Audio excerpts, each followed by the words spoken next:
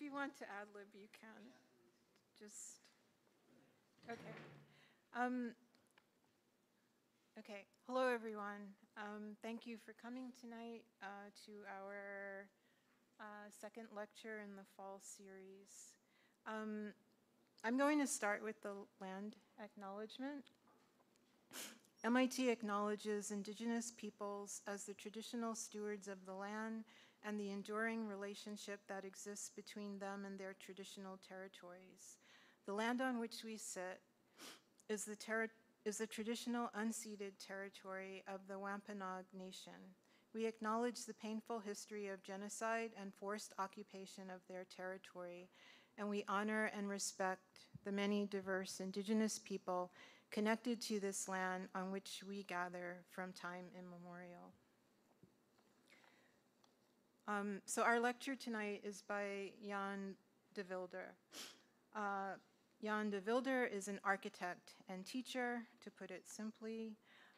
Together with Inge Vinck, he shares the practice architect Jan de Vylder, Inge Vinck, alias architect JDVIV, alias AJDVIV. With Inge Vinck, Jan de Vylder, architecten, alias IVJDV, architecten, alias IVJDV A. Okay, no comments so far. The offices of AJDVIV and IVJDV A are in Belgium and Switzerland. Okay. At the ETH Zurich in Switzerland, Jan de Vylder holds the positions Professor, Deputy Head of Institute of Design and Architecture, and Chair of Architecture and Attitude. In addition, he co-guides the Independence School at Furka Hohe in the southern Swiss Alps.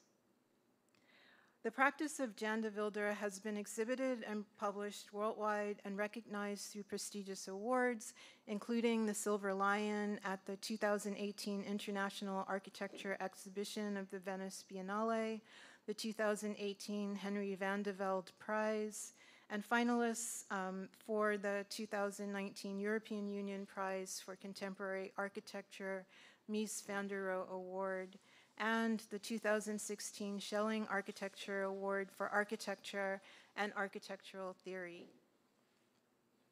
One can encounter the practice of Jan de Vylder through multiple aliases, through the JDVIV Carousel Journey UNIVERSUM spreadsheet-like website, or the UNIVERSUM Carousel Journey Studio Atelier at the ATH Zurich, or the Carousel Journey UNIVERSUM Research and Exhibitions, or the Journey UNIVERSUM Carousel Confessions and Actions. The Department of Architecture Lectures and Exhibitions Committee is delighted that Jan de Vylder and his aliases accepted our invitation to share his thoughts on practice and the perimeter. Please join me in welcoming Jan to the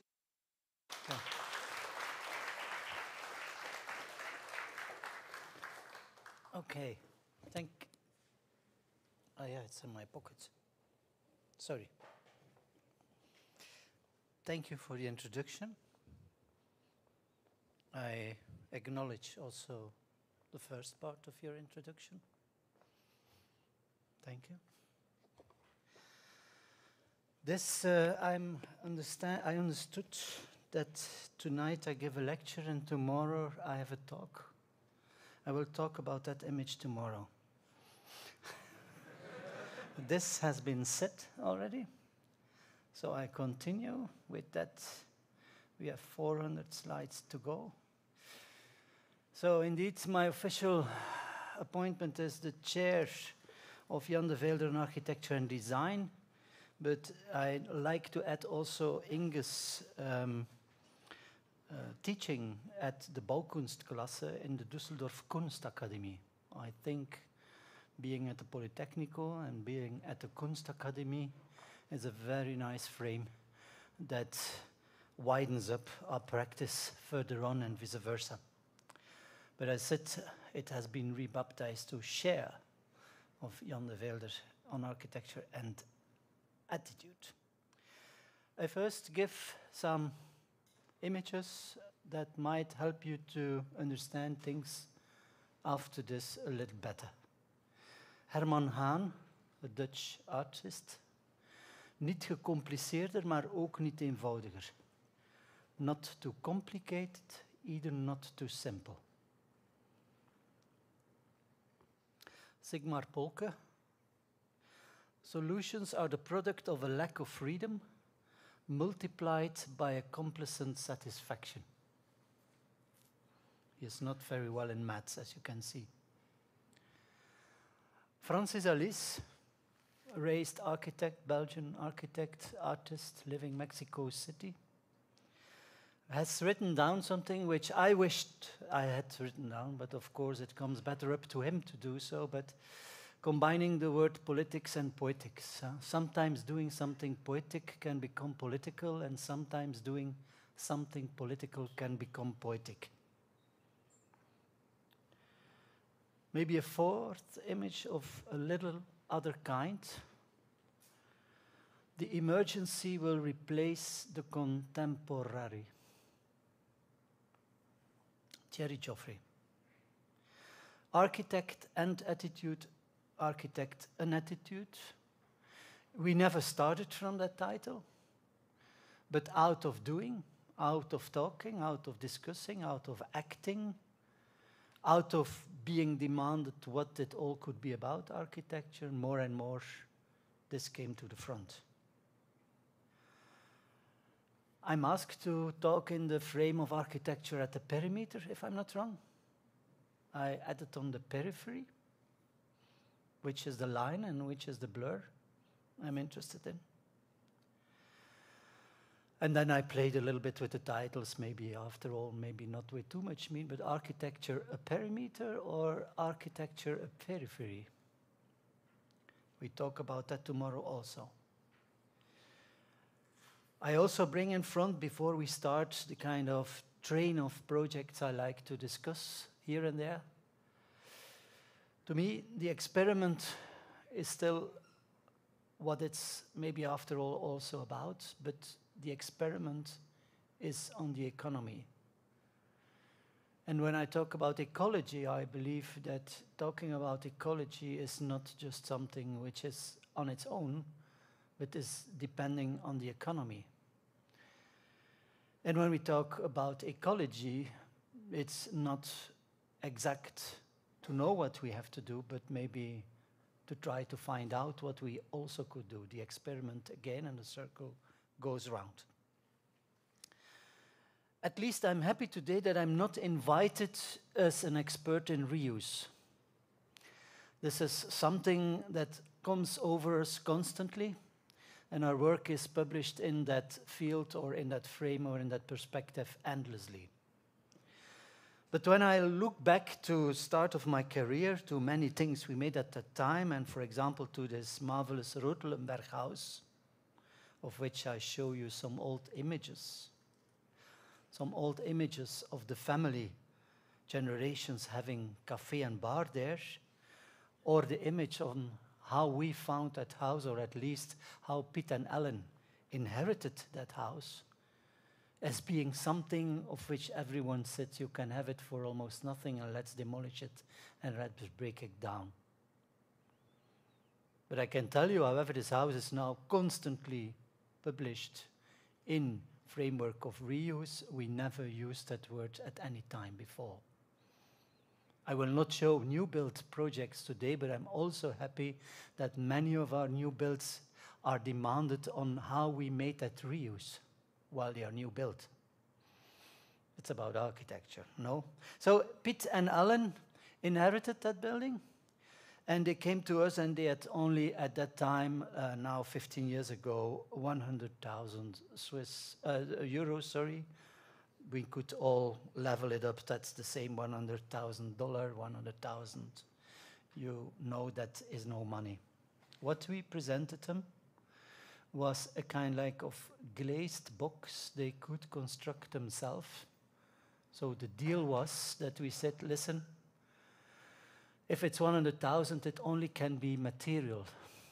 From material to screws to tools you need, but you will be the one who will make it. And that's that done. We made a house that becomes, or that was a house from in the beginning, that could be a house that could work for that moment and for a while and for a time. Today, kids are grown up and questions are demanded if change is not possible. In fact, it's a question that should not be raised because it is possible, but it is a construction and a construction.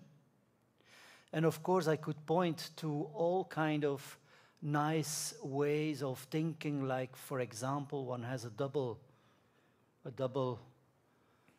space in between, and I could say this is very sustainable and ecological and energy saving, but I'm not interested in that message. It's an overrated message, which is partly commercial and, sorry to say, partly academic. I love to stand still with this image, though, and look at you to that image and tell some narratives which you see around. Like, for example, you see there a concrete beam going around a building, which is just a constructive issue. Namely, if you take all the old floors out, you have to tie the building again. So we make like a concrete ring around in the building. But the important detail is that we casted the concrete with the old planks of the floor. That's what we talk about today. That's how they tell about their house. Important to me is that this house is about light, which it was never before. And the stove in the middle is not a need, but a pleasure. It's an old stove that they demounted from the old house where a fire took place. They cleaned it totally and brought the stove here, and it's happiness, it's family, it's warmth in another sense. It's not ecological. And then it's about this. At the end, as architects, we only hope to create places where we want to be, where we want to live, where we want to gather. And places that are at that time not taken over by discourse on ecology and economy and on all kind of sustainable thoughts and so on. No, it are places that are available for change, but first of all, available for life to live in it. The most images you see tonight are of Philippe Dujardin. We call him the fifth Beatle of the team, as the Beatles had also. But these images, black and white, are of Juan Rodriguez. He is the other photographer who started to depict our work, and in a total other way, merely depicting how it is lived, how it is vivid every day. So I continue. And now you can ask, how do you do that as an architect? How do you work that? And I mean, this was to me the instrument to have the talk design, because you do not design it alone at your desk being the genius architect. No, what you do is you make a model in which and out which they can understand how they can build it with all the props and all the beams in it, and you can open it and get it out and get it in. And the building site visit happened on Sundays, 1 time a month. The winter through, a fireplace, look, there is wood inside, was installed, hot chocolate milk, and an enjoyable time. But to me, important to the model is not only that I could explain them how to do it, but I also could show them that at the end, it will be about light.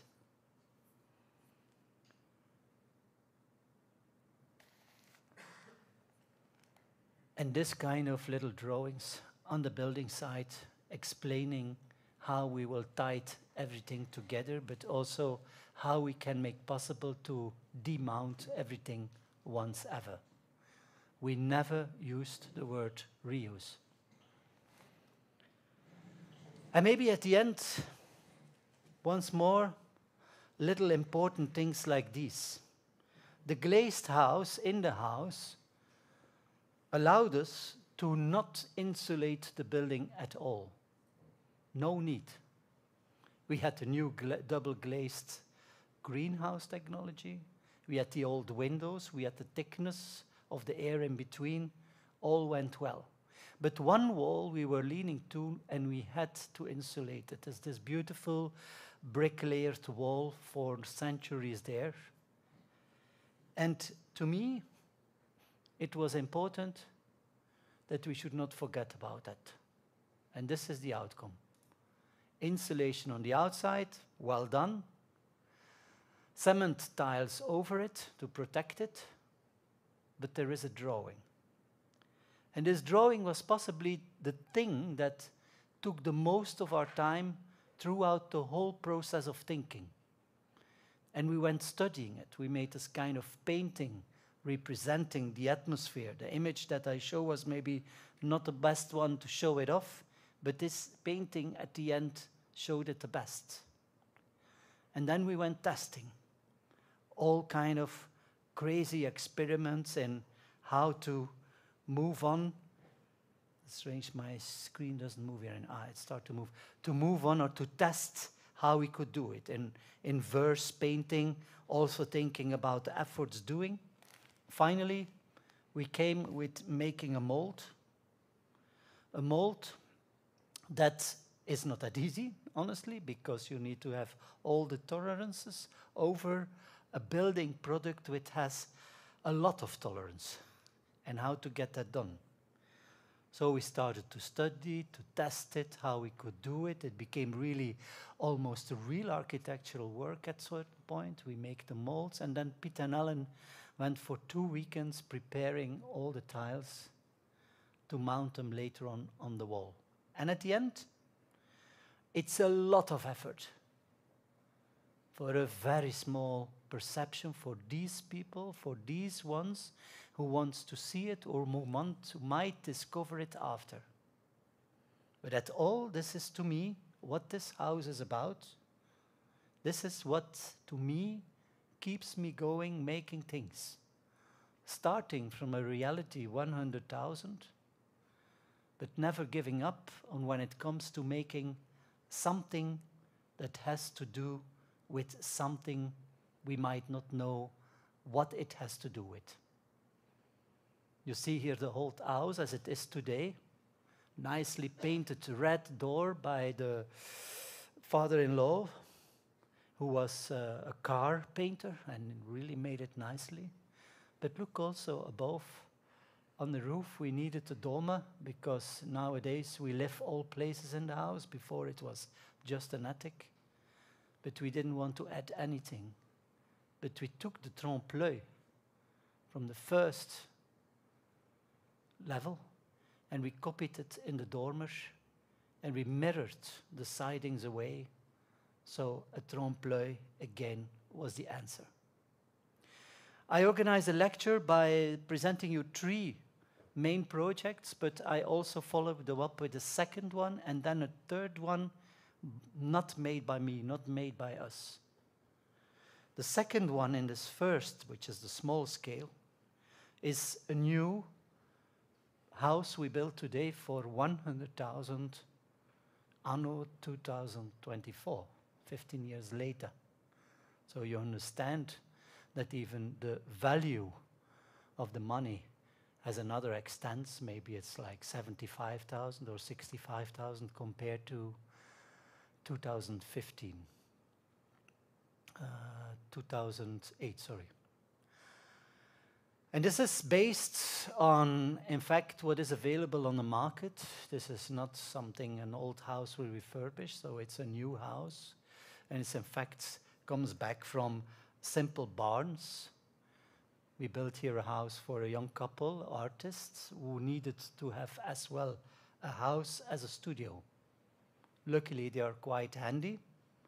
But to us as architect, the main task was to get it all together. I mean, not to order the stuff, but to think that there should be no mistakes with floor plates and insulation and everything and so on that comes with it, because you use a product where it's not meant for, like the glazed greenhouses in the previous house. You have to rethink few things to calibrate to the standards of what a house, a home should be. But I love to show the project, which is almost finished, not only because it's a continuation of our interest as practice in coping or in dealing or engaging in these fields of the market, which are not perceived as markets, but just leftovers, or even not in interest of any or the most of the practices nowadays. Mostly practices start with small things, grow up, and then forget the small things. I stay with the point that practices that design schools, but still houses, make schools different. But I love also to present this because to show you or to give you insight in the way we produce, in the way we organize. And of course I could show you digital drawings, but that's not the difference.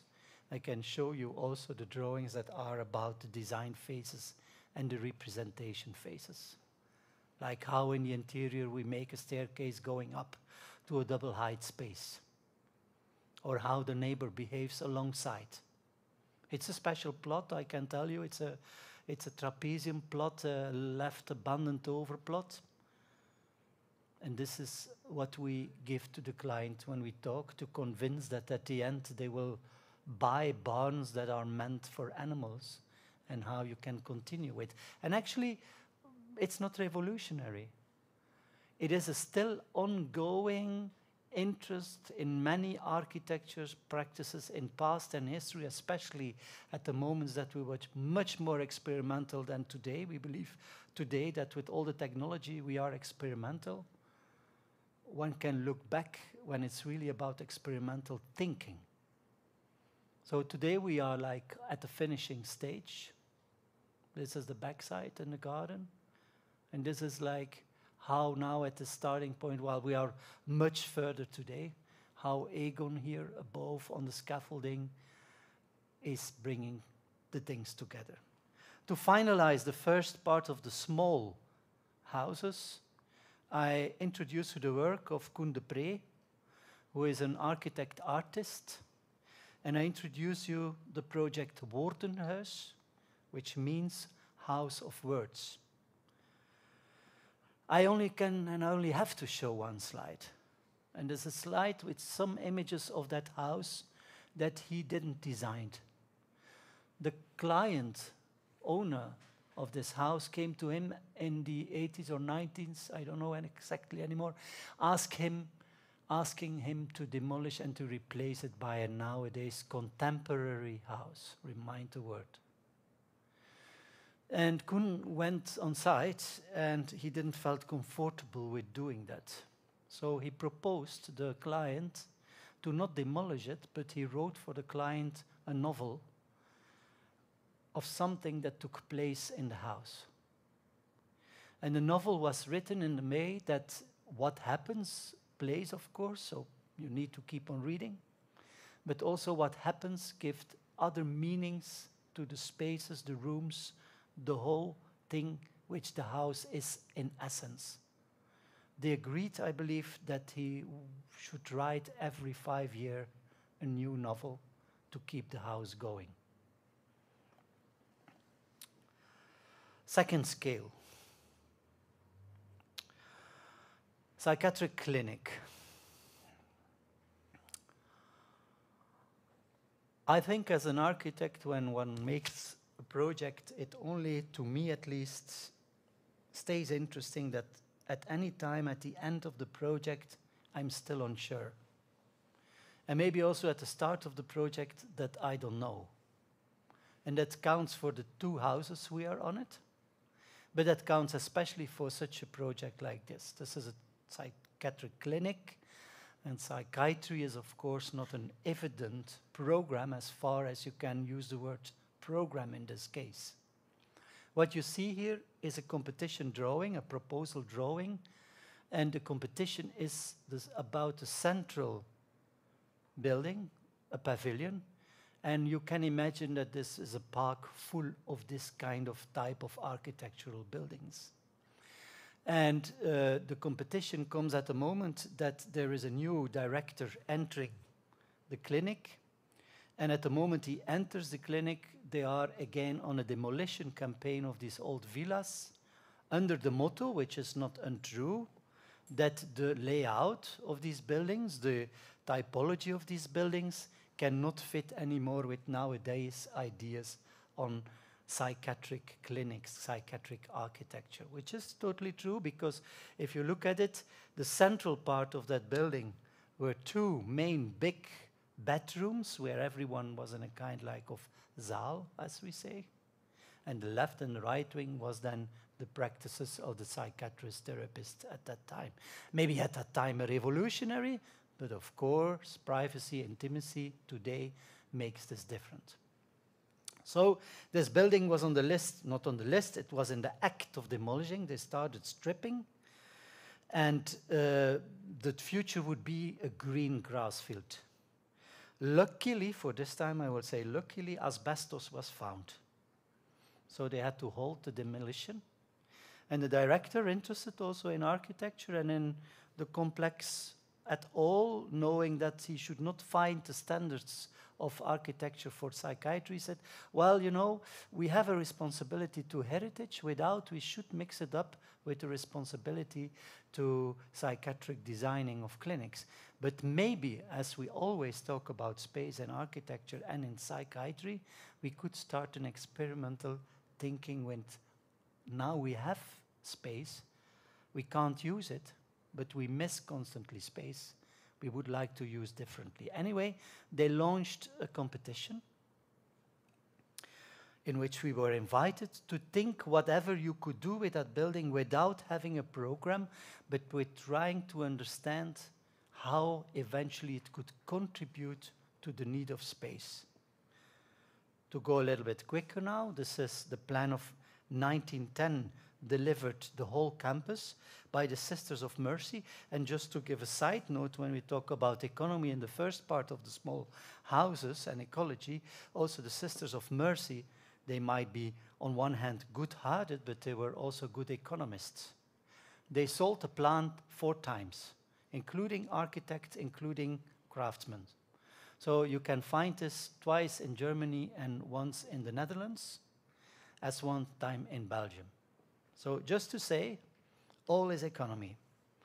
Some images of the plots ever, how it was then built. They had even little train tracks, so it was all very productive. And then you see here first images of first adaptations. You can see, oh, that's the next one this year. Sorry, I'm looking on a smaller screen. This one here, the campus, they were top-up buildings. Buildings come in between post-war situation. This is what we thought psychiatry was about at a certain moment.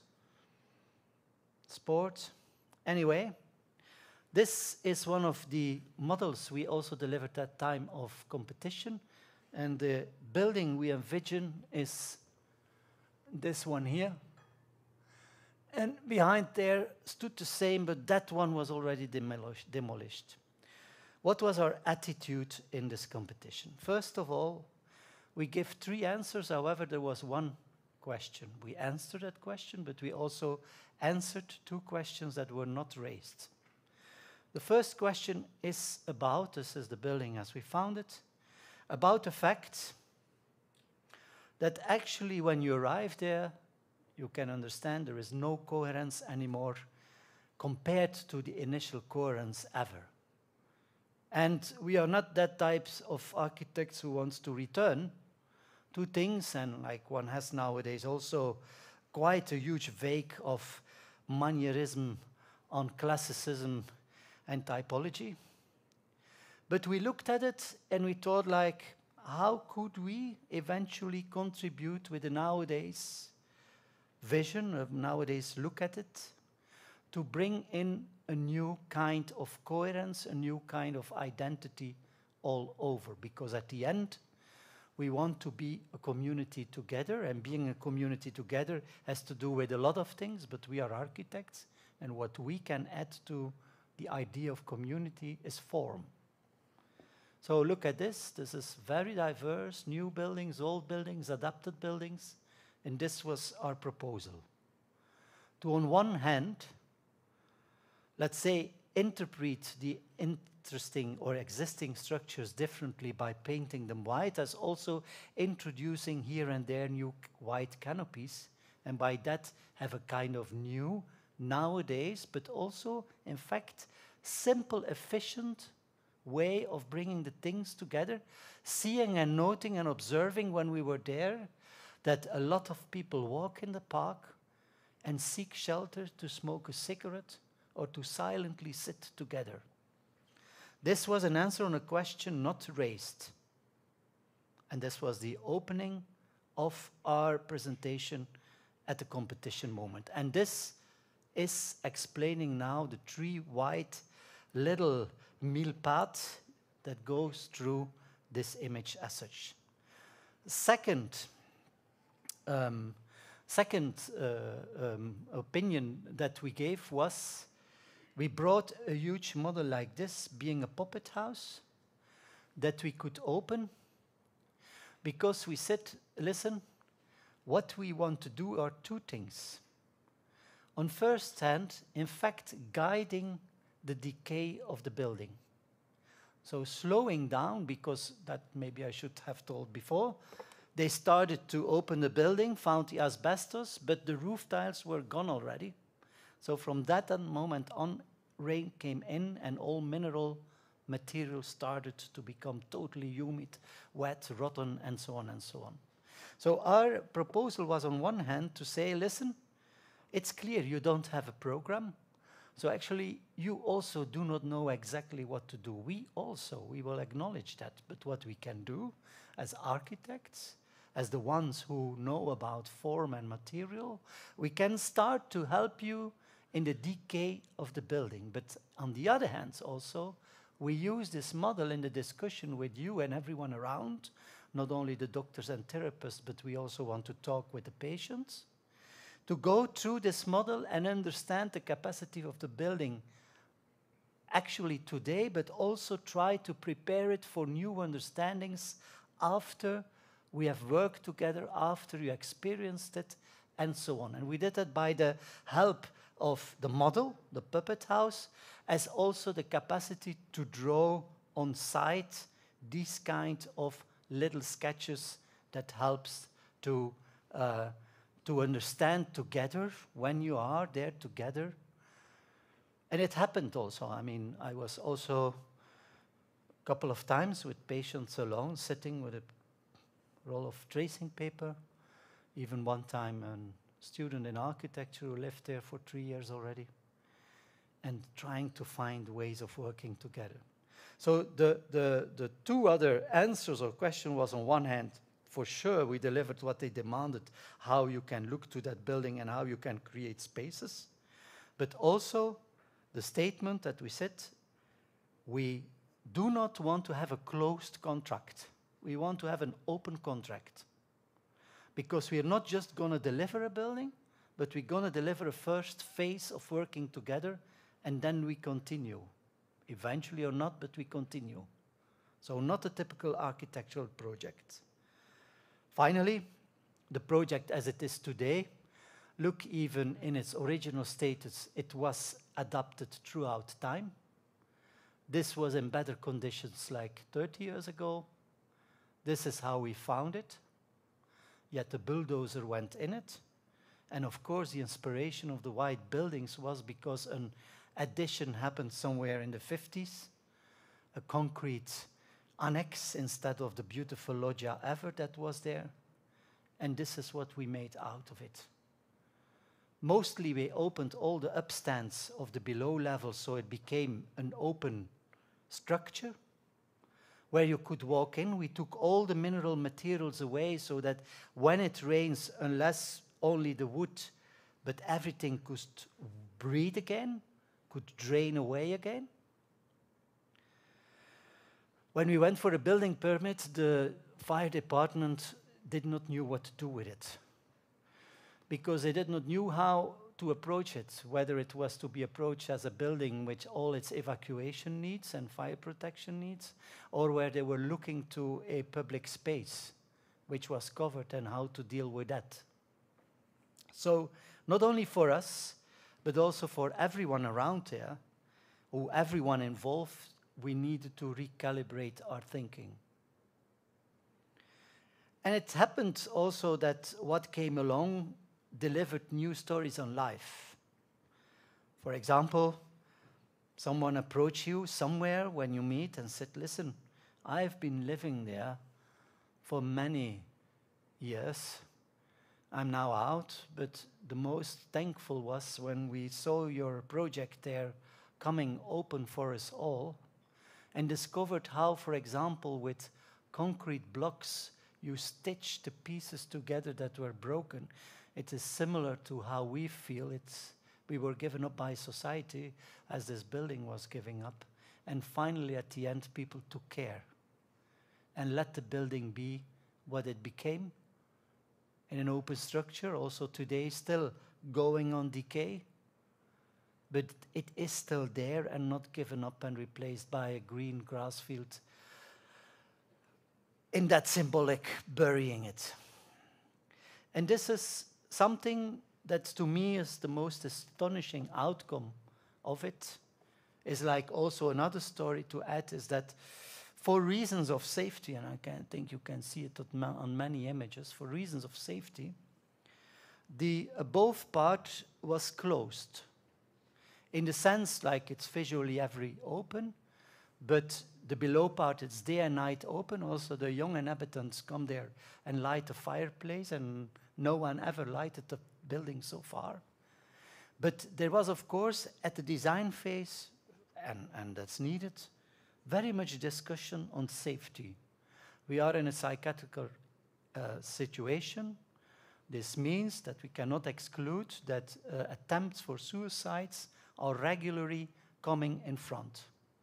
And so, of course, they wanted to control that no one could take, because there is a connotation, the connotation of romanticism and suicide. So no one wanted to take, everyone said, in fact, the typology of what you propose is contradictory to the atmosphere we should provoke. But anyway, nothing happened so far. I'm in that sense confident. But the point was even that as above it is closed with garden fences, and you have to have a lock to get up there. There was a young inhabitant also who came to the director's place and stayed almost the whole morning discussing, saying, we don't agree that it's closed above because that gives us a feeling of not being trust. It needs to be open again. And indeed, they opened it and nothing happened. Then for reasons of decay, they closed it back. And then they started to knit the fences open. And again, another discussion came. Was this a safety issue, or are it just young people who want to do nasty things? We're not finished with that story. So we made a fireplace in the chimney of the old boiler room. We filled the old boiler room with soil to have an oak tree in it. And indeed, every evening you still see that young people lighting the fire in a psychiatric clinic where everyone is getting crazy about the idea that someone would light a fire. So to us, as an architect, that is also something you cannot learn, you cannot control. Architecture, you cannot learn, forget about it. You only can experiment with it. You only can try to feel it, what's happening. At least it is to me. So here you see that stitch work, or also there, how we just vary because we had no money either. We had 400,000 euros at that point. It's the double of the cost of the demolishing. That was the only budget we had at that moment. And we needed to repair now and then things. And I remember me arriving there one day. It was a beautiful blue sky with white clouds. And I saw just this uncovered concrete that they poured. And I said, well, it's beautiful. Why don't we paint them white? So the daughter of the contractor on site came at Easter holidays and painted all the concrete in white cloud. You might get confused, but that's my only goal, because I talk about white clouds, I talk about suicide, I talk about economy, I talk about strategies in competitions. This is all what it is about. There is not one singular way we can look to things. This is the biggest problem with sustainable discourse in academia. They are single-hand looking in one direction. And it does not cope with the practice. The practice is that. I end up with that marvelous painting we made, and I show you some drawings of the ongoing processes now, discussing the changes of replacing the greenhouses in it and so on, like the whitener helps to say we're going to put one out and to make the discussion going on. We have prepared larger, taller drawings to continue the discussion, and so on.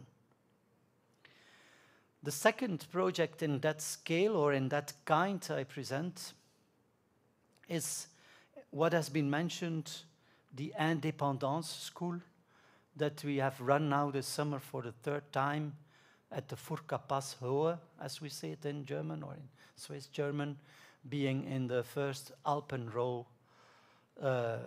Very quite famous pass, Furka Pass, Gotthard Pass, Grimsel Pass, you know, the Belvedere Hotel of Wes Anderson with the rounded, it's like endlessly no, but we are just a neighbor of it. And this is the condition of our pass, let's say, throughout 8 months a year. So the hotel or the building we are occupying is this one here. And this is the Furka Black Hotel. Came famous in the 80s, 90s with the Furka Ephemera art project by Mark Hostetler and James Lee Byrne. And famous by Rem Koolhaas additions or refurbishments of the restaurant that goes together with it. This is rather a condition when we drive up or when we are up somewhere by the end of June. However, this end of June when we drove up, Inge was the first with the Bauhaus Kunstakademie going up for 1 week, a broad school, let's say, but they couldn't have it go because we still had 6 meters of snow. But to the left side, so is the Furka Blick Hotel, and I just show one image of the addition of Rem Koolhaas, who did that when I was young and I was graduated. I drove up by car to see this new work of Rem Koolhaas at that time, 92, I believe it was 93, something like that, and the shutters of Daniel Buren. And then you have somewhere further also a dépendance building. What's a dépendance building? Is in fact a building that supports the hotel in its activities in the good old days. So here you see another dépendance building of the original Furka Hotel, not the Furka Black Hotel, but that crumbled down in the valley. Only the dépendance building kept staying, and the dépendance building has been also have been transformed by Luc Deleu, top office, Antwerp, and became the private residence of Panamarenko. Still today, well, Panamarenko passed away. So this is our building. We have had the license for 3 years on, and we engaged with up to now like a little 500 visitors at a total of 3 years. We have been launching calls. Why do we name it the Indépendance? Because officially it's the Dépendance building, depending on the Furka Black Hotel, which is not open anymore, because on one hand the economy to get it open doesn't exist anymore, and on the other hand it's a pure treasure. It's a hidden treasure, the interior.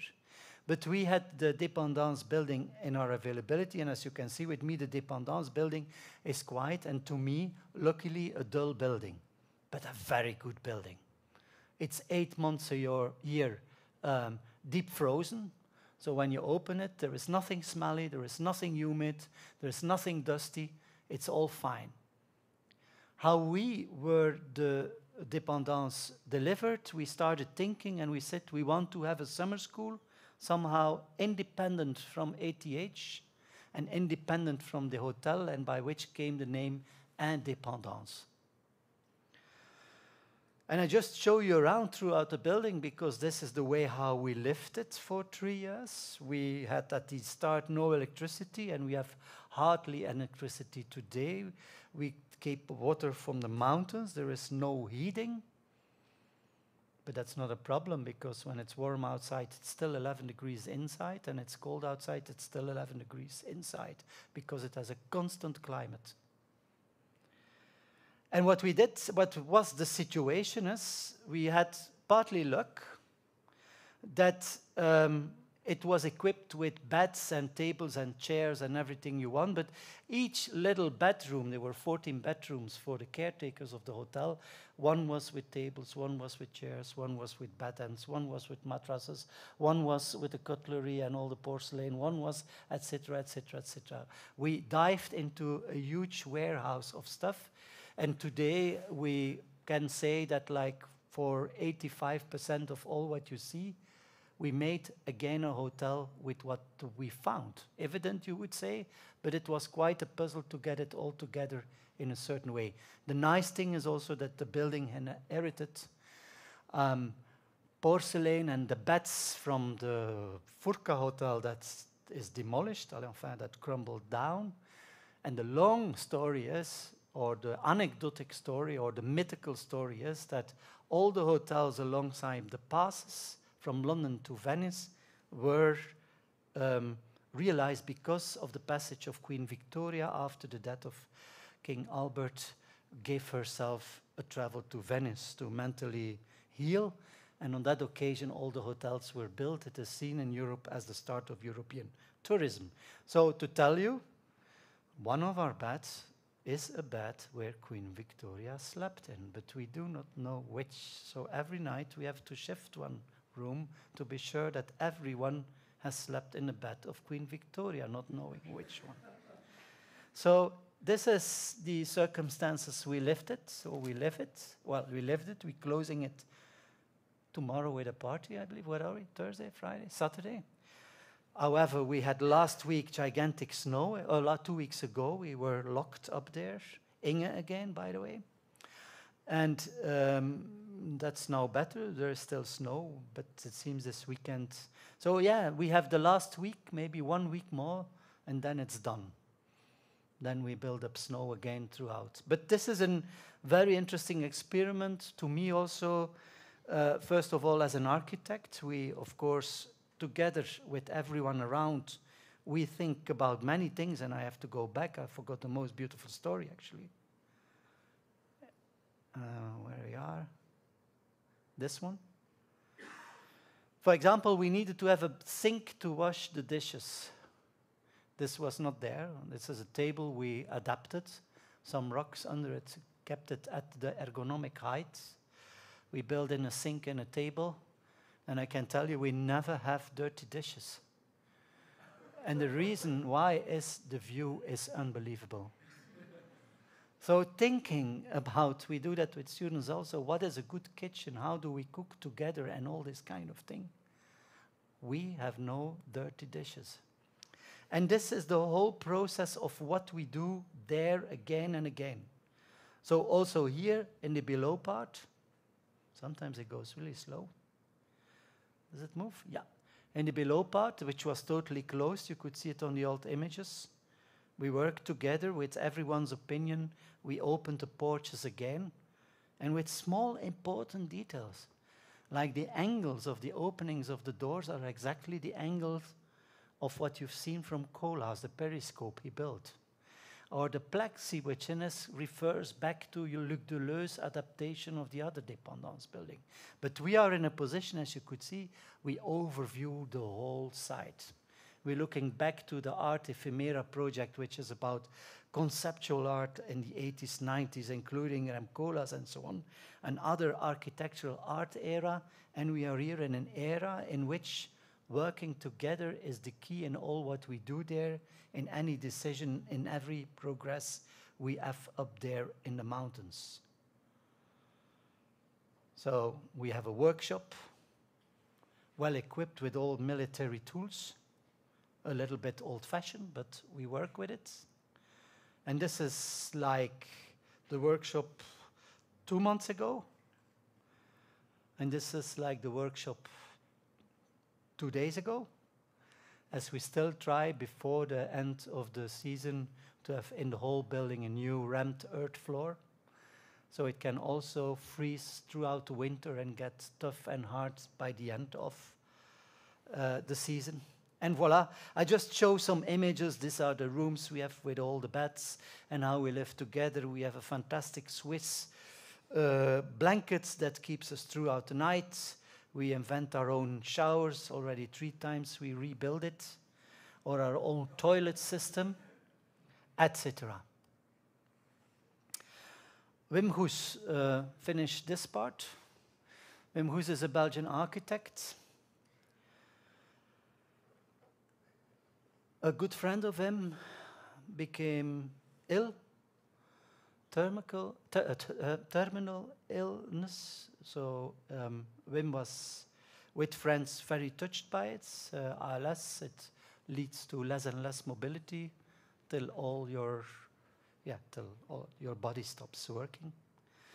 And this was a canopy in the house where he lived, and together with friends, he built a special floor for him where he could live. And the idea was that it should be built by friends. And at the same time, when the friend would pass away, this was just spoken out like that, they also would go there as an act of upsheet, of farewell. They would demount the whole house again, and everyone takes his parts home that he brought to there. So what you see, for example, here is a beautiful wall out of straw bale. You see also how fragile it has been made. And you enter it, and you have a normal house. Of course, equipped. We don't show the images of the equipment, but you can see it on the bed which pops up. Very well equipped. But it became a house of gathering and a house of farewell. Today, the house is totally dismounted, disappeared, and so on. I dare, in a humble way, to connect it to the psychiatry, to connect it to an initiative of the refuge. This is also named Refuge of Wim in the mountains, because, of course, the line through the tree project is again at the end. However, my talk, my speech, my politics on what we or how we should frame architecture, sustainable, not, and blah, blah, blah. At the end, it's again about how or what we do for people. And not just only in another theme of architecture today, like the collective and the common. I'm not against it, but I'm not always comfortable with it if it's only about that. It's about many other ways of engaging, interacting with each other, even also in a free way and not per se in the common way. Do we have still time? 53 minutes, is correct? Or should I stop? Is it okay? You have to imagine it's midnight for me. The large scale. This image is important. It's a competition we won, and we now just delivered. We won it, I believe, in 2017. It's a competition for the transformation of the Palais des Expositions, so an exhibition building, in Charleroi, the French-spoken part of Belgium. And it's a building which is great. It's just tall, 66,000 square meter, or 500 million cubical meters, as the floor ceilings average is like 8 meters. Then it goes quick, of course. And what you see, it's an image taken from the tower of the Belfroid, the town hall, looking into the landscape. And what you see in the landscapes are the terraces that, of course, point to the heavy industry of metal and mining. It's a very beautiful image. And this image is taken, let's say, after the world wars in the 50s, when indeed in Europe, like in America, I guess, heavy industry was making the economy. It's actually, to give you a small side story, is when you know the European Commune today, which is a political commune. It started actually in the 50s with what was named the EGKS, economy of Europese Gemeinschaft, European Union for coal and steel, in which, in fact, the countries like Germany, France, Britain, Belgium, who were on this kind of croissant, we say it, of carbon, they understood that there was a globalization coming up. And they understood there, for the first time almost, that economy could never stay anymore nation-wide. It would become a world economy. And that's where they tried to protect their economy, but in fact it was too late. But on the other hand, it was the fertile start of the European community as we know it right now. Having said that, good old times, the 50s, the economy goes well, and the city of Charleroi decides to build themselves an exhibition space that tall to show off the products of the heavy metal industry. So we have floor parts that can take 3 tons per square meter because they wanted and needed to roll in locomotives and all what they could do to show off the power of their economy. And important to understand in this body is that you see here one part and another part, which are 3 levels. As I said, average 8-meter free floor ceiling. That are the exhibition spaces. And in the middle, there is a 12,000 square meter tall lobby space to receive the people. Over 3 levels again. However, only 2 levels connected. And the images is taken by the end of the building period. And this image was in our interest. What was the topic of the competition? The city of Charleroi, guided by the Socialist Party mayor Paul Magnette, quite an eloquent guy also in Belgian politics, he received from Europe like 500 million euros to invest in the city because the region is in the European eye qualified as poor region in Europe, and by that they could be funded by European money. Paul decided to not just do it like in a main big project to celebrate himself like the French do with a big museum and so on, having a Centre Pompidou or whatever, but he did invest it at many parts in the city. And for this building, he had foreseen 35 million euros. To give you an insight, if you would do a proper renovation or proper transformation, you need at least a triple. 120 would be the ideal to do a proper renovation. No, actually, there was, in that sense, only 400 euros per square meter. But Paul was, in that sense, together with his bouwmeester, Georgios Mai, because he is, in fact, the whole brain after that. He said, well, let's invest in the lobby space, and indeed the competition said, and it should be a state-of-the-art expression on sustainability, zero energy, and also in the expression of what architecture should look at today. But then they didn't say anything about the other spaces, what to do with it. And for us, that was a crazy idea. And we looked at that image and we said, well, it's very simple. We will bring the buildings mentally back to the stage of this building moment, namely where the middle part is unfinished and the walls are not yet closed and everything, and we want to open the middle part again. That was our proposal. So this was the building as given, as you see, not such a bad status. Gigantic, actually, gigantic. This is this middle part, the beautiful lobby space, which beautiful, with an architecture also that reminds to classic architecture, status architecture, and so on. It's also a site with also Palais des Beaux-Arts, etc. So it's an architecture ensemble all there, which is like the power of the city, the power of architecture. But look at this, quite beautiful, isn't it? A good status, the glazed bricks above. So this became our proposal, expressed by that model. And the advantage of it was that we could realize that project, not for 35 million euros, but for 1/3 of the money. So we proposed a competition proposal saying, here, that's the idea. It's cost you 12 million, and the other, we're going to negotiate with you what to do. And this happened. just to give you the old plan of the building. So you see the middle part, you see the link, the left, the right.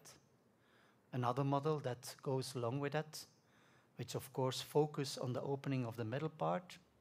Another model that comes later when the project comes into development to control better and understand how it would look like, but also how it would work.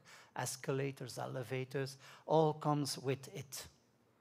And then an image of reality, the first image of reality at a certain moment at the building site.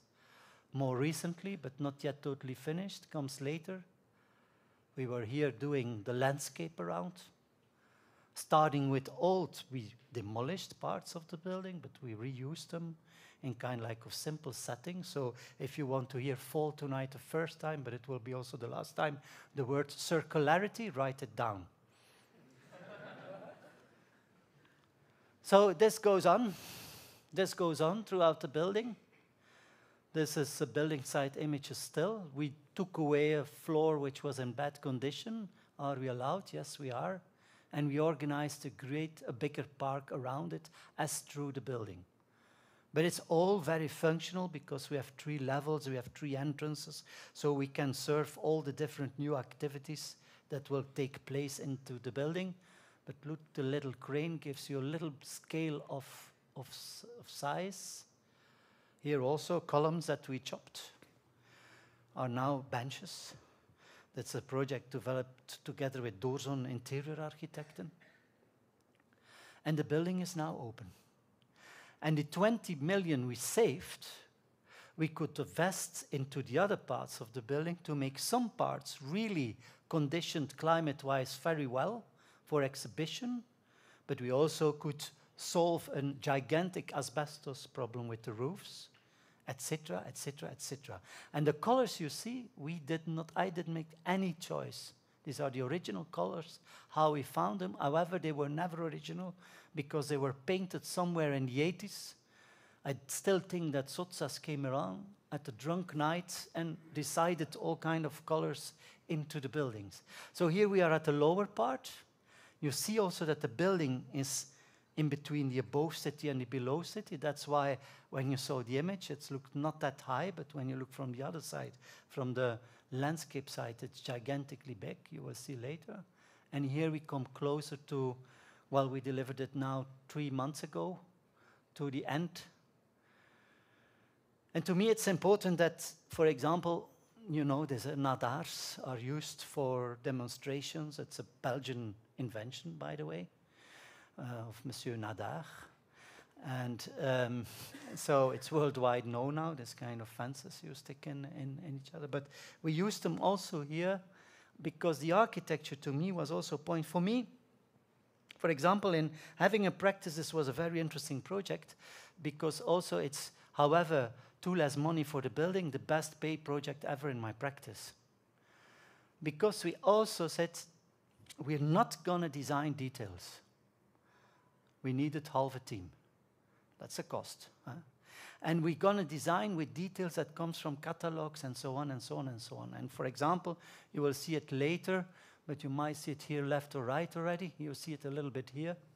When it doesn't fit, it doesn't fit. Then we give it a knick. Done. It's incredible. I know it out of experience in other practices. How your money of your practice goes totally in the last 10% of the effort to get things all done in a way that you say, wow, isn't it slick? Isn't it nice? Isn't it this? But we have to think about that because that costs practices gigantically, but it also costs on building sites gigantically. If you look to what is the cost of price of the different parts of the building, then you see that at the end it goes outrageous to get the last things done. And that plays in ecology also. Look, one part of the building, that was crazy. I forgot in the competition, it was also said that they wanted to have a 4th level underground for parking. Well, there is no need for parking. While we declared one part of the building still available for exhibition, but by painting parking allotments on the floor, it ever could be used as a parking. And it can be entered at different level. It all works. It all works. And the colors there are Sotsas. Look, Sotsas at a really drunk night. And so yeah, we continue here. So this is a parking lot on the below part. That little cabin in the middle is a new electricity main point by the electricity company saying that's what we want. You can clad it if you want. We didn't, and they were surprised.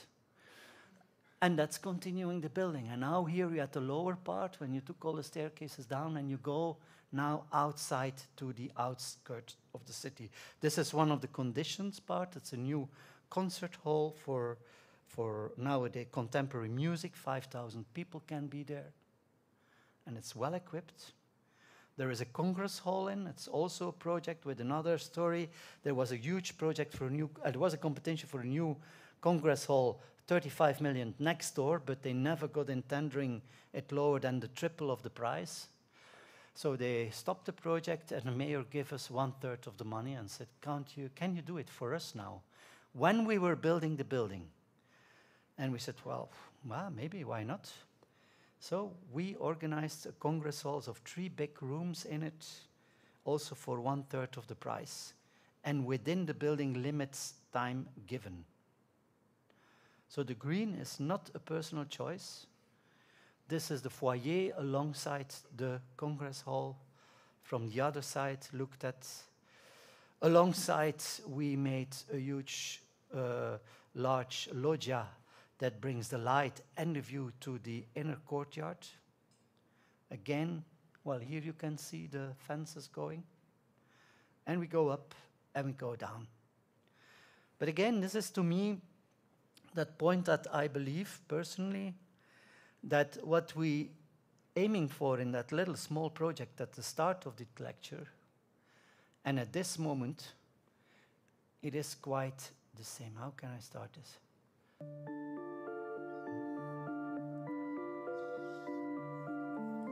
It's a collaborator who made this little movie the moment we visited.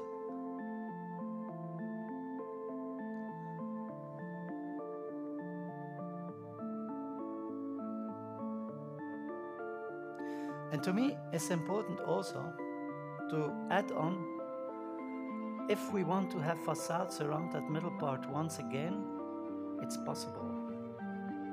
This is, to me, something I will talk about later. If there is still a later for you possible. It keeps on going, isn't it? It's a loop. Yeah. This is the last images of Philippe Dujardin a couple of months now ago, 2 months ago, on the status of the project in its most finished status, where also the parks around and the green start to come to the front. We had quite some terrible pre-season, as you might also have had, and we will all discover more and more. And here you see the green and the park coming into place. Not anymore the building side park, but as it is, and now how it connects also to the city around. I apologize that I do not explain exactly how it works, but I want to share with you our approach in such, if I would explain exactly how it works, we need another lecture. Funniest that we once found in the archive of whatever took place in the building, later than when we started with that idea, we found an image of one kind of, let's say, green show that ever happened somewhere back in the 60s, and that depicted a picturesque throughout the building. To continue, I show you a drawing that we made on the moment that we were invited by Arc en Rêve, Bordeaux, to contribute Les Usages du Monde was the title of the exhibition. And this is a 19 meters long drawing, which is a section from a terrace till the tower of the Belfroi, by the hand of 4 different people at the office drawing. Inge included. She made sterile drawings on trees, continuing to the suburbs around, continuing to the closer by part of the building, a really technical drawing with 3 different viewpoints onto the interior of the building, shifting up to the city, work by Shervin Sheikh Redzai, depicting the atmosphere of the city, finally till the tower of the Belfroi. I still can continue if you want. Huh? Tomorrow? Yeah? No? I don't know. Do you like more? I can stop. I know the projects. Yeah. Huh? Continue? Yeah? Yeah, I need to, yeah, come on, 20 minutes, no? This is Kiev, Ukraine. We were in Kiev 1 year before the war started, exactly the week, exactly the date that before the war. We were invited in a competition by the Babin Yar Institute, who takes care of the Babin Yar Park and has the aim to tell what is the Babin Yar Park. It's in European history, and especially in the history of Ukraine and the history, German, USSR history, quite a monumental park in the sense that genocide has been experimented in that park gigantically.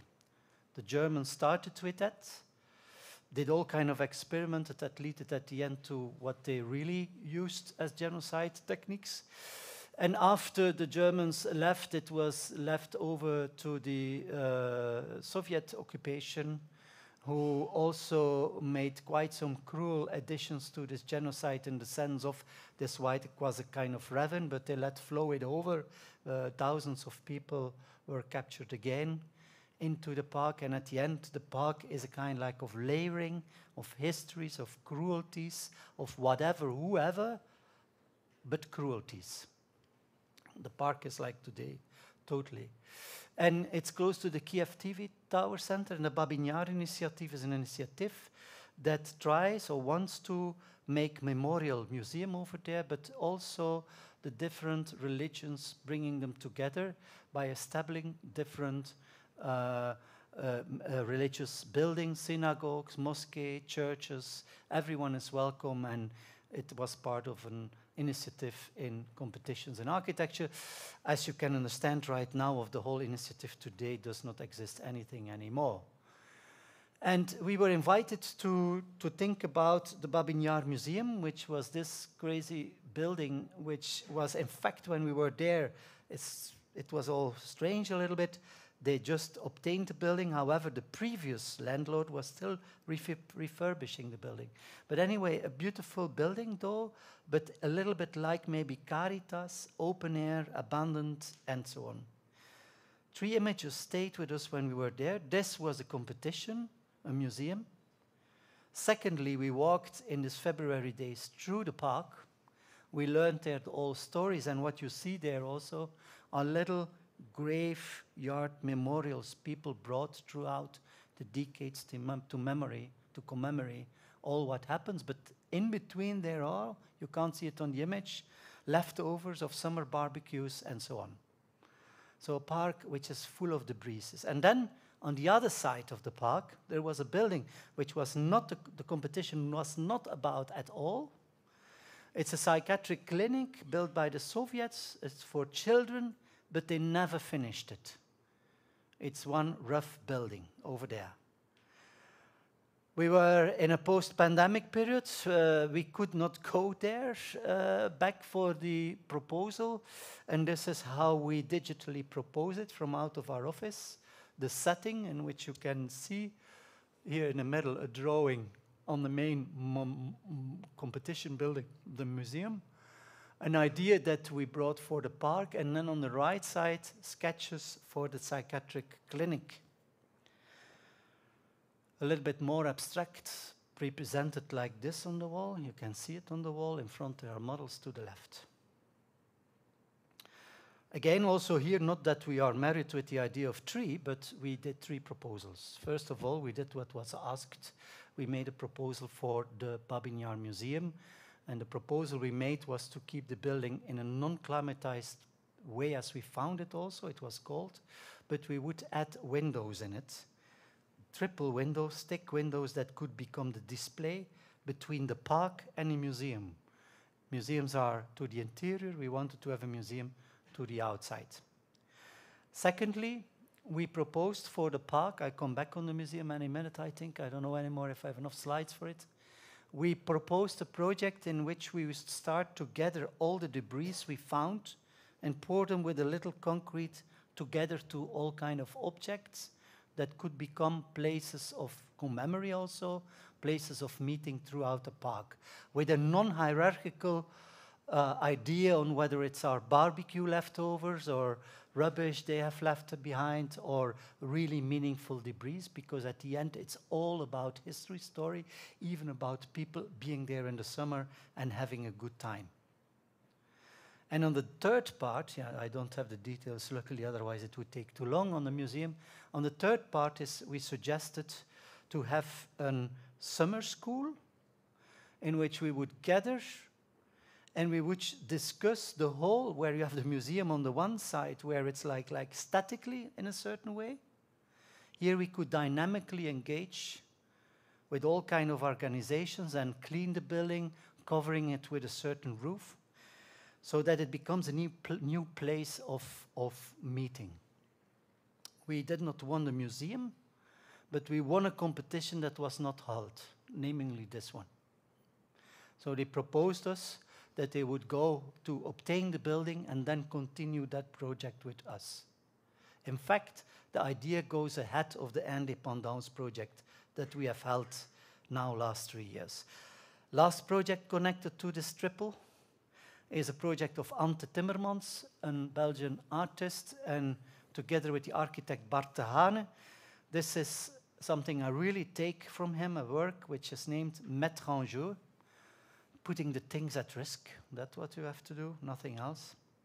And what you can see here is the image of the project of the school. To the left side, you see a school with all kind of concrete pavilions from the 50s that needed to be replaced by a new school. And so happened Bart de Hane won the competition, but together with the artist Ante Timmermans, this is the ground plan.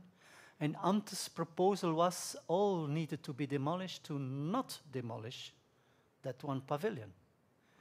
And to keep it, in schools you always lack square meters, and to say we're going to keep it, after the school is delivered, it stays 1 year closed, and you're going to think about what you can do with that building. So this is the new school, look at it. That's how we thought that schools should be in the 50s, in the 50s. That's how we think schools should be in the 20s or in the 10s. And this is a nice drawing, I believe, just a plan of keeping that pavilion. And I can tell you it delivered a lot of discussion. First of all, teachers wanted to store their bikes and to store the containers for rubbish. And then Ante Timmermans said, no, wait another year, think about it. And this is what I believe all the projects connects to each other. Namely, as an architect, you're not the first and you're not the last. You better should be not the first and you better should be not the last. Wir brauchen mehr Dada. I will not go to the end, but I will just connect it to my teaching. And the teaching, being part of the Institute of Antwerp und Architectuur with my chair, we have since last year launched a new lecture series in which we have the title Practice What We Teach. The short version is, do we practice what we teach? Do we teach what we practice? And I think I can confirm that somehow. We will have now out at the start of October a new book, which is the result of 3 academy years on a studio we held together with the Young Practice 8000 agency, which we invited as an assistant, a practice, not a person, but a practice. And we studied 33% attitude in Zurich. And the 33% attitude is, in fact, the result of the thinking in our practice that, in fact, always the act of 1/3 leads us to something. Of course, in Switzerland, you are in another situation because there is money. So, in fact, you don't have to save anything when it comes to economy. You just can continue. It doesn't matter. But still, we exercise it on ongoing projects in Zurich and so on. This is the first. I wrote a text about attitude, and I'm not going to go in detail. We can discuss about it tomorrow, or if you want or not. But anyway, the images from the start are here back in it. And then we wrote like 7 essentials that came out of the study of the city. Refraining is action. I'm sorry, it stocks a little. No, it goes too fast now. Sorry, it's going slow somehow. And okay. No. Fiction shape reality. It's about how we create narratives. Presence is key. How do we take part in the act on site? Buildings are landscapes. Buildings do not stand alone, and together they become landscapes, interior, exterior. I was once assistant at the chair of Tony Fretten in TU Delft at that time, and I still remember that he, in offense to the Dutch mentality of thinking from above to the little but never arriving to the little, he named the chair Interiors, Buildings and Cities. There is none other school or none other chair that today is still the opposite.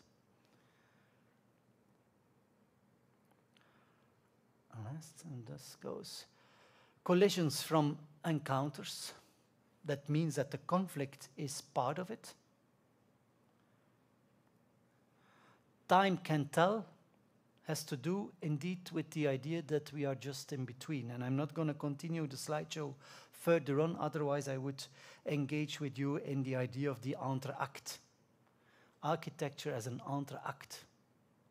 And these conclusions, and it's a number game, with students we started to calculate the cost price of projects.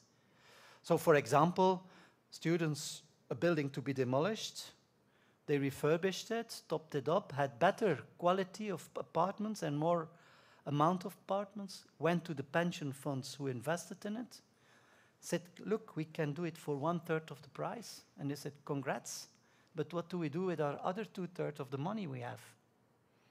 They went back to school and started to design doorposts in marble, clinks in gold, everything to spend the money, but to keep the building on site. It was a quite provocative studio because it was also the part held in pandemic, and we were always looking to ongoing projects on building site of in building permit, and everyone was quite nervous about the idea that we were working offensive, but we never worked against any project. We always wanted to engage with it. But practices were trying to tune in our studio to find out whether there would become some activism against their project.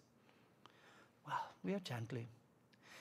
So anyway, I should have brought it maybe first in that sense, but this goes together with the gigantic, beautiful proposals, discussions with students. Look like this one here, that's the new part.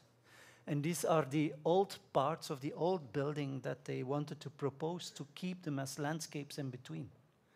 Kind like this came out, and then we went back and we got discussions and so on. Also here is about landscape one. Or here about the school they built now in Zurich. It's a gigantic school. And when it will, for a new city development, and when it will be ready, there will be still not enough children because the whole city is not yet totally developed, and how you can act with that differently. But we also looked into the small, little leftover houses, which are today just part of economy, of capitalism. A house costs 8 million at this moment because they want to build bigger buildings on it, and how you could deal with it, and you make cooperatives and so on. So, I mean, just to conclude, do we practice what we teach? Do we teach what we practice? And here I will keep hold with. For tonight, it's 1 hour and 25 minutes. Yep.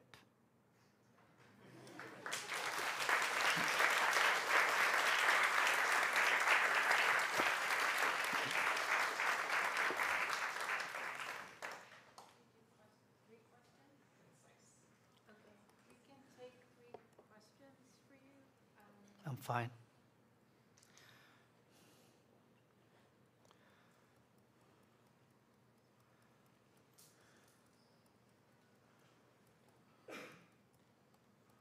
In terms of comfort, what is good enough when you intervene? You have to explain that question more, because when you're going to explain it to yourself, you're going to answer it yourself. Well, like, when are you too cold, or like in your helm, and like decide, okay, this is an exterior space, this is an interior space. I'm sort of wondering how you approach that in your projects. I don't think that there is in all of the projects anyone ever suffering from good climate. But what we do not do is to guarantee you at any moment the good climate, so you don't have to think anymore about how to organize your climate. So if we go to the small house of Piet and Ellen with the sliding doors in summer and winter, they are in action of their climate. Because in the winter, when in that middle part comes sun, it's orientated to the sun, contradictionally you open to get the warm inside. Or in the summer you close it. But at any time at that central part, the climate is there as they want. But they act with it. It's not a lazy house in which when you enter the front door, everything is there, and you don't have to discuss it anymore, because it's computerized, and it goes by itself, and it measures itself, and it goes on, and it goes on, and it guarantees you always the 100%. I think I have a nice image, I will show it tomorrow. It's about a Porsche. A Porsche 911 in 1964 and a Porsche 911 in 2024. It's like you compare a mouse with an elephant. And of course, we know that the 64 version, it's difficult to ride. And the one today, it's difficult to crash it. Because it's totally everything and all what you want, and it's fine, and it's perfectly designed, and it's computed, and everything. Oh, it's better, and it's done. So much effort for so less joy of driving. So the point to me on that issue of that, if you look to that 66,000 square meter building, like except from the open middle part, there are 6 levels in the building, of which only 2 are now climatized. And we figured it out with them. We discussed also, yeah, but what are your program expectations? What's the need? What's the recurrencing of whatever you want, and here and there? First of all, they didn't have money for it. Then they, as we saved, they had money, and they said, yeah, but it's not enough. Yeah, I said, yeah, don't tell me. I mean, that it's not enough. But then let's work with that and work towards that. And then we presented them also that on these 3 stories that are now painted parking lots that will not be used, if they ever use it, it would come like every 3 to 5 years, they might use the total capacity of the building. Well, renting then very unsustainable tents, warmed up in an unsustainable way, is in the total footprint nothing compared with building up a total building again for no use. You don't need insulated spaces for cars that will not pop up. So that point of climate is something which is not a condition to be guaranteed, but it's a condition to live with and to act with. And Piet and Ellen never had any day cold.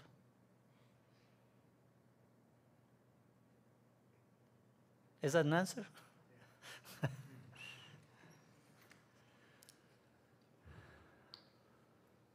I think the essence of all our sustainable thinking is first in the question, but what do we really need? And not suggesting that that is what we need, and then we have to calibrate it to standards we don't discuss. Sorry. Hi, thank you for your lecture. I worked a lot with the government. You worked a lot with? Government projects, yes. especially school renovation. And I found out that the people that makes decisions are more concerned about using all of the budget than lowering the budget. as far as in Seoul, it was like that. And I am wondering if it was the same case for you when you were designing a school.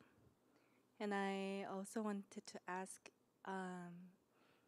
how you would operate in a situation when you think you can use less money, but they have a big budget that they would like Yeah. to use up. It's of course, I mean, first of all, we don't have to decide whether our client or commissioner, when it's a public commissioner, I couldn't say, I always say it when we work at the table is, at the end, it's my money. Charleroi is my money. It's my tax. I do with my kids when we are on roundabouts, I drive 3-4 times round it because it's my money. So this is very important. This is very important. So if your client sits, I have too less or too much money, I don't mind. That's the money that needs to be spent. But a client with a lot of money, a client with 100,000 thinks it's about 200,000. A client with a villa for 1 million thinks we have 2 million. So it's always a problem, don't worry. So, but the point is, we don't have to discuss it. The money is there and it's what they want and it's what they see. What we can do, however, is redistribute the money into other possibilities that might occur. So also in Charleroi, we used all the money. We used all the money. In psychiatry, 400,000, we used all the money. Peter and Allen, we used all the money. So the thing is not whether how much or whether we should be saying do it less. Of course you say that, but you do that as an architect, as you are as an architect, an optimist, positive thinker, actor, you create immediately other opportunities. I remember we had a school, I maybe can check it for tomorrow, but there was a school, we were asked to design a new school next to an old school. And the point was that the old school would move into the new school, and then in the old school would go a kindergarten. And then we said, but what do you mean? The new school needs to be zero energy at Alala? And the kindergarten, yeah, we don't have money for it at this moment. So we designed a new school around the old school. And the old school became all the secondary playground, big corridors they became and everything. And we made a program where, and the kindergarten and the school, all at the best conditioned classes. 200,000, we said, listen, this is going to cost you on $1 million foreseen, 200,000 euros more. But we calculated, if you don't do that now, and in 5 years you will have a new project for the kindergarten to be renovated, I don't know exactly anymore, then that will be the bill. Because to the value lose on money and everything. So listen, we all bring that also to the point. We didn't win the competition, obviously, because our proposal was 200,000 more than the $1 million foreseen. It was a lesson also. But okay, that's also the game, huh? Yeah. An answer? No, this is, I think, to me, a compliment that I appreciate from my clients, as I said, you always did what we asked, but we could not foresee that it could be that. We do always, so also the question is raised, but how it's possible you always goes around the norms and the regulations and everything and so on. But that's a lie, yeah? We deal with all of them. There are no risks, everything is perfect. They cannot, because of course, I can tell you, they look more over our shoulders when we do something than anyone else. Yeah. Number 3. Yeah. Really nice talk. Yeah, really nice listening to the talk. I was wondering if you can talk a little bit more about your website, because it's designed in such a particular way, and how do you think overall viewing experience? Architecture websites are gigantically boring, as generally I find architecture also gigantically boring.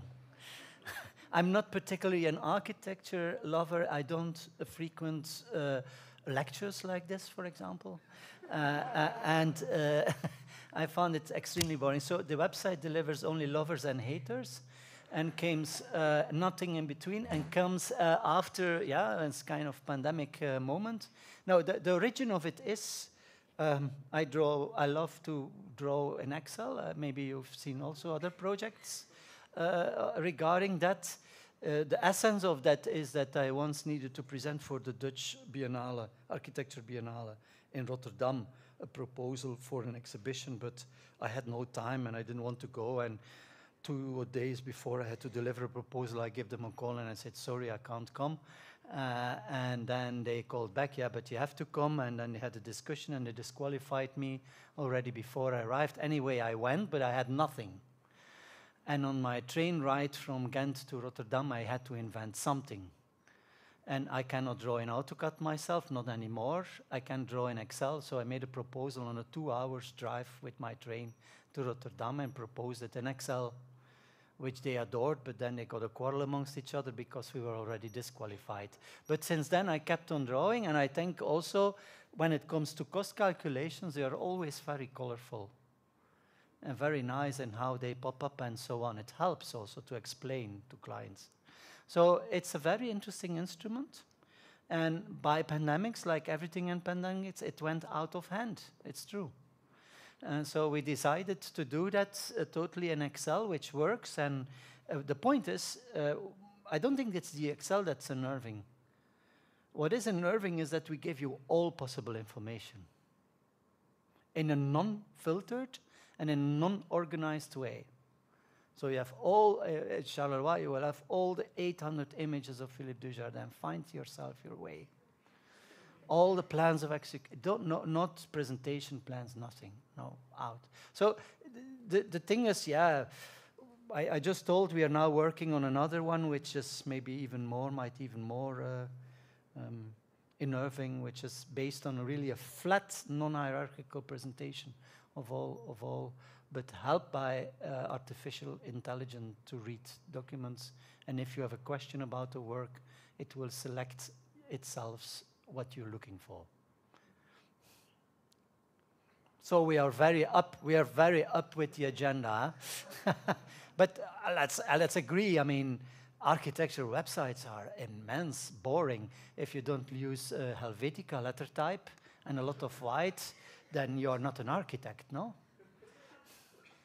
That's it.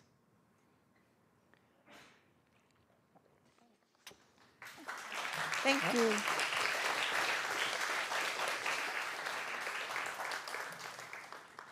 Midnight is a good hour. Yeah, for you it seems to be. So thank you, Jan. And in closing, I'd like to thank the Department of Architecture for supporting this lecture and those online and in person for attending. Because of the diversity of Jan's practice, the department is hosting an informal lunchtime talk tomorrow with students and faculty. It's in 9450A at noon, from noon to 1:30. We hope to see you again.